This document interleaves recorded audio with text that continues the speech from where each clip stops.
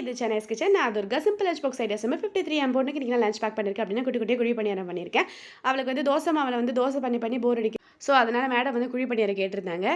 தோசை மாவுலேயே வந்து கொஞ்சமாக குட்டி குட்டியாக வெங்காயம் கட் பண்ணி போட்டுக்கோங்க, கேரட் திருக்கி போட்டுக்கோங்க, கொத்தமல்லி போட்டுக்கோங்க. வேணும்னா தாளிச்சு கொட்டிக்கலாம், இல்லைனா வேண்டாம். அவ்வளோதான், எல்லாத்தையும் பணியார கல்லில் போட்டு அவ்வளோதான் ரெடி பண்ணியாச்சு.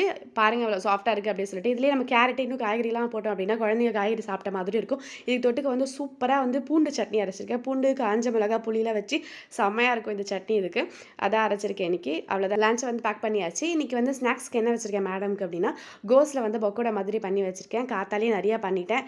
ஏன்னா வந்து வீட்டுக்கும் சேர்த்துவே பண்ணி சாப்பிட்றலாம் அப்படின்னு சொல்லிட்டு கோஸ் காய் தான் பண்ணலான்னு இருந்தேன். சரி இதையும் பண்ணி சாப்பிடுவோமே அப்படின்னு சொல்லிட்டு பண்ணியாச்சு. இதோட full video YouTube channel upload பண்ணிக்க போய் பாருங்கள். நெக்ஸ்ட் வீடியோவில் பார்க்கலாம். Bye bye.